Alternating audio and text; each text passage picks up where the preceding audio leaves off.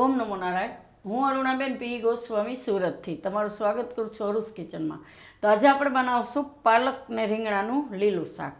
તો એના માટે આપણે આ એક રીંગણું લીધું છે, જે આ રીતનું મોટું છે, જે ઓળાનું રીંગણું આવે એ લીધું છે, અને થોડીક આપણે પાલક લીધીશ. તો આને આપણે સાફ કરીને ધોઈ લીધીશ. થોડાક લીલા ધાણા લીધા છે, અને લીલું લસણ આપણે થોડુંક લીધું છે.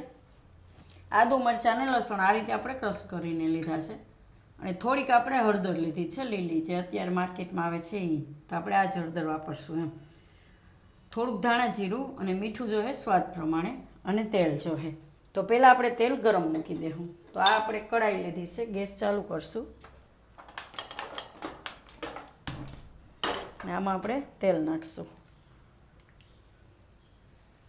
તો આ રીતે એક મોટા ચમચા જેટલું આપણે તેલ નાખ્યું છે, અને તેલને ગરમ થવા દેવું. તેલ ગરમ થાય ત્યાં સુધીમાં આપણે આ રીંગણાને કાપી લેવું. એને આપણે છાલ કાઢીને સુધારશું. તો આ રીતે પહેલાં ઉપરથી કાપી ને એની આપણે બધી છાલ કાઢી લેવું. છાલ નહીં વાપરીએ આમાં. તો આ રીતે તમે પિલરથી આરામથી છાલ કાઢી શકો છો એમ. છાલ કાઢવાનો મતલબ એક જ કે એનો કલર સરસ આવશે એમ.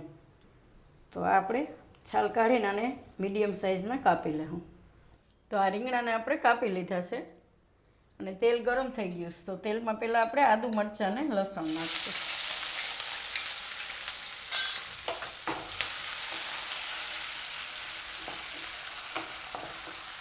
અને હળદર નાખી દઈશું આપણે.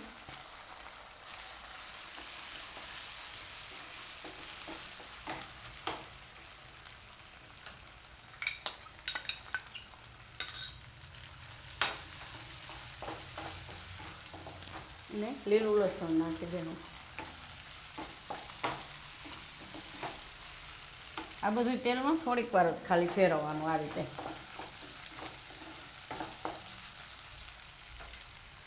હવે આપણે આમાં રીંગણા નાખી દઈશું.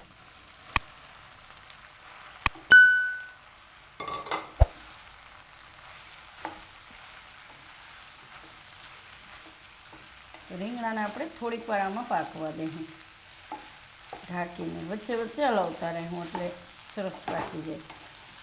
આ છાલ કાઢ નાખીશ એટલે આને ઝાઝી વાર નહીં લાગે આપણે પાકતા, તરત જ ગળી જાય.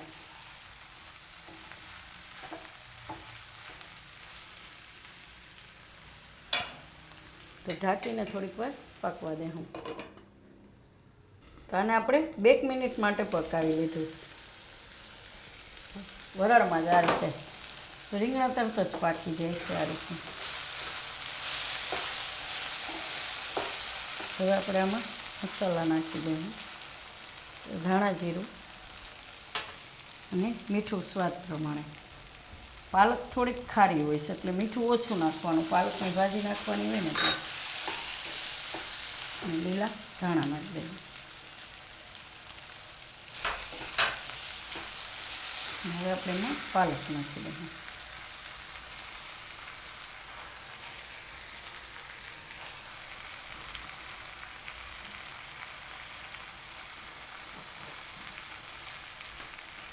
આને આપણે મિક્સ કરી લઈશું આમાં. આ તરત ગળી જાય એટલે ઓછી થઈ જાય. પહેલાં આપણને એમ લાગે કે વધારે છે, અને ગળી જાય એટલે એકદમ માપે થઈ જાય એમ.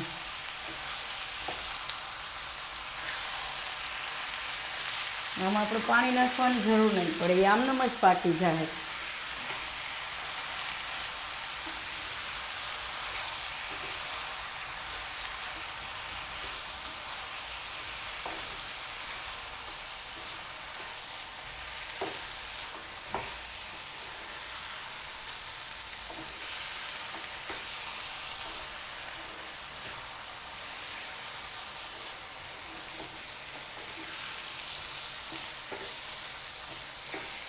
થઈ ગયા ને બરાબર મિક્સ.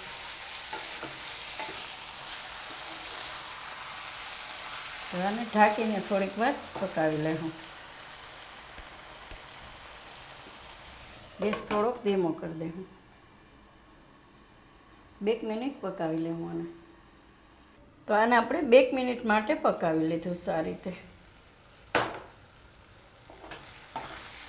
તો પાલક નહીં ઝાઝી વાર ન લાગે પાકતા.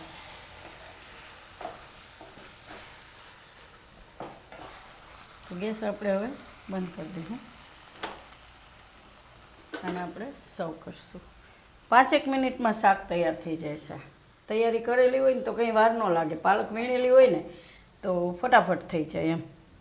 નાને તમે ટિફિનમાંય બનાવી શકો એમ. સાંજે પાલક વીણીને રાખી દઈએ તો સવારમાં આપણે વાર ન લાગે બનાવતા, ફટાફટ ચડી જાય. ને આપણે ટિફિનનું કરતા હોય એટલે સાંજે લસણ ને બધું ફોલીને તૈયારી રાખતા જ હોય તો ઘાય ઘા બની જાય એમ.